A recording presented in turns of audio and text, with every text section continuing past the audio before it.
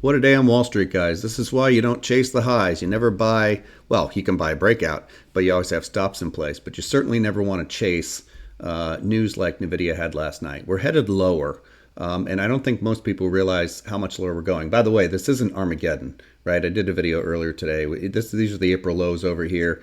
We're going to come down here to where this line is, and I'll tell you why. So I've been talking about the October 10 lows. Here's the interesting thing as you look at it in the weekly. This is Thursday.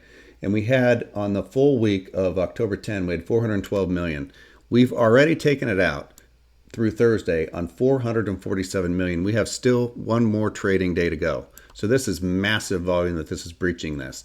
And assuming we close below this level on the SPYs, we're coming back here to the 615 area on the SPYs, which is a reasonable drop. I've noted here at the 619 area, but 615 is actually projected price move.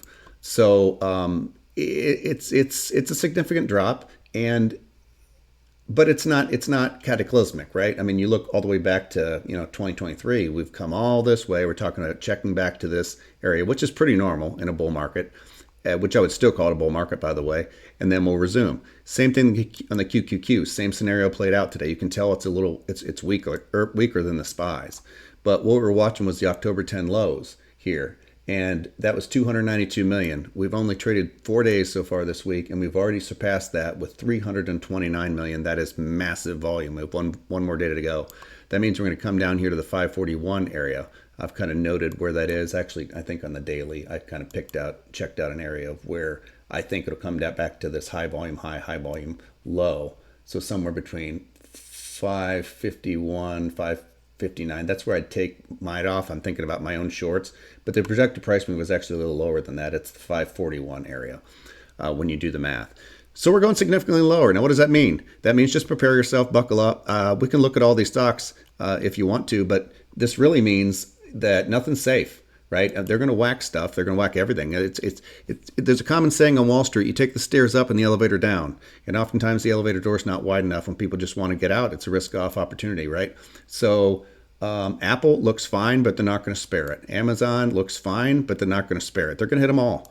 Google off its high still looks good in the weekly, but they're probably going to whack it. Even Goldman Sachs, they're going to hit. The one that we are also short is Microsoft. We've been talking about this for some time. We breached on significant volume. Same thing playing out here, by the way. You go back here and look at this. This was on the 5th of whatever that was. What's the, I guess it was September.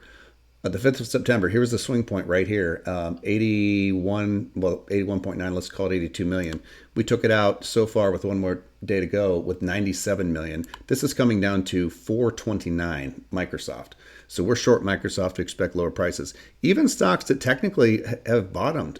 We've been calling for Meta to kind of come down here and just breach this 590 area and bounced, but that may not be spared either. Just expect a flush.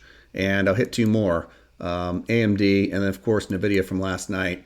We beat earnings. Let's go down here to the daily. Massive beat on earnings. You open up the highs and close at the lows. That is very bearish, a bearish engulfing bar.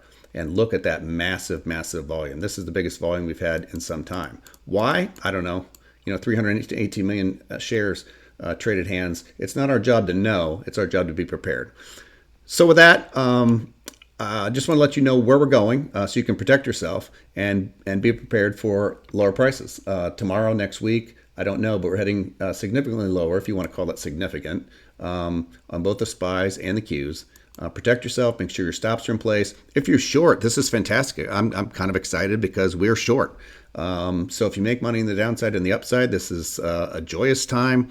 If you're a long-only trader, you want to probably just go to cash and wait it out. There's nothing wrong with that, by the way. I know people who make millions of dollars a year and never go short.